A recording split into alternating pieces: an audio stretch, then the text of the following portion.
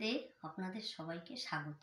তো আমি আজকে আপনাদের থাইরয়েড সম্বন্ধে কিছু প্রাণায়াম দেখাবো, কিন্তু তার আগে বলতে চাইছি যে আপনারা যেভাবেই প্রাণায়াম করুন একটু খোলামেলা জায়গায় বসবেন এবং যদি পারেন ছাদে করলে আরও ভালো হয়, কিন্তু স্ট্রেটভাবে করবেন।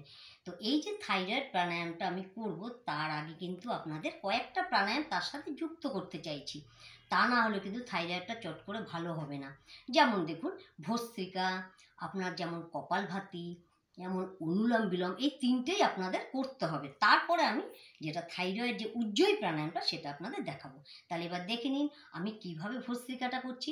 বেশিক্ষণ করব না এবং আপনারাও বেশিক্ষণ করবেন না, অল্প অল্প করে জিনিসটাকে করতে হবে।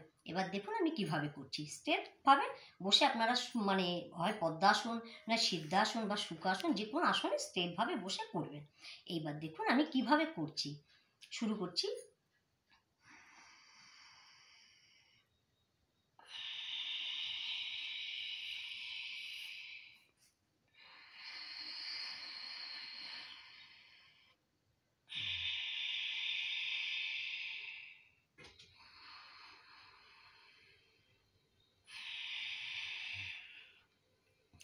এইভাবে আপনারা 3-4 বার করে নেবেন। খুব আস্তে আস্তে শ্বাসটা নিচ্ছেন, আস্তে আস্তে ছাড়ছেন। এইবার যেটা দেখাবো সেটা হচ্ছে কপালভাতি।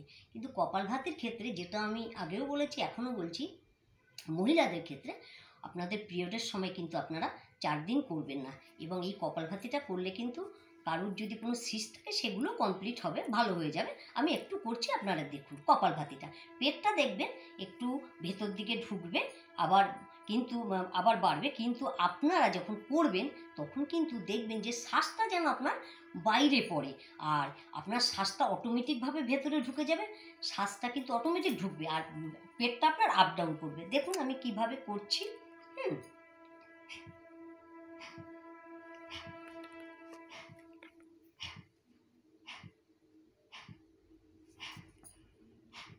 দেখুন নাক দিয়ে কিন্তু ফেলছি, আর পেটটা কিন্তু আস্তে করে ঢুকছে, আবার আপ ডাউন হচ্ছে পেটটা। আরেকবার দেখাচ্ছি, দেখুন। ঠিক আছে, এইভাবে করবেন। এরপরে যেটা দেখাবো 3 নম্বর, সেটা হচ্ছে আপনার অনুলোম বিলোম। এই অনুলোম বিলোমটা কিন্তু খুব আস্তে আস্তে শ্বাসটা আপনারা বাঁ দিক দিয়ে শুরু করবেন এবং ডান নাক দিয়ে ছাড়বেন, আবার ডান নাক দিয়ে নেবেন, বাঁ নাক দিয়ে ছাড়বেন। কিন্তু শুরুটা যেমন বাঁ নাক দিয়ে হবে, আপনার শেষটাও কিন্তু বাঁ নাক দিয়ে হবে। এটা কিন্তু একটু মাথায় রাখবেন, কখনো মুখ দিয়ে শ্বাসটা নেবেন না। ঠিক আছে, আমি একটু একটু করে আমি দেখাচ্ছি, আপনারা দেখুন।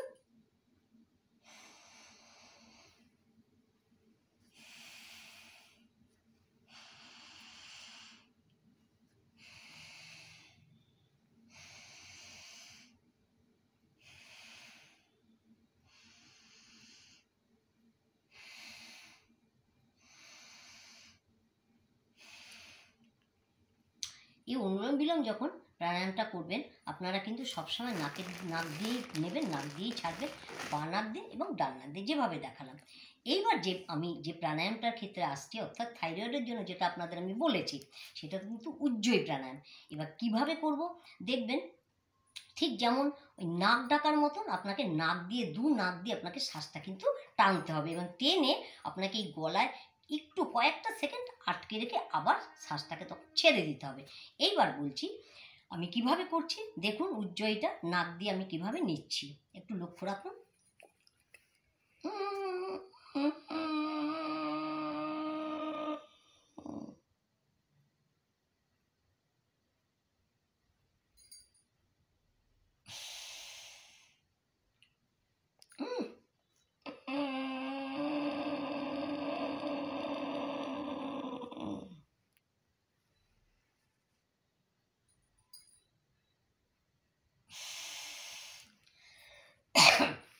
একটা কথা বলতে চাই, কারোর যদি স্পন্ডিলাইটিস থাকে তারা কিন্তু ঘাড়টা সোজা রেখে শ্বাসটাকে এখানে একটু কয়েক সেকেন্ড, 2-3 সেকেন্ড আটকে রাখবেন।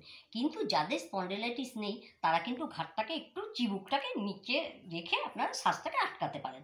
দেখুন আমি আরেকবার করছি, কীরকম করছি একবার দেখে নিন।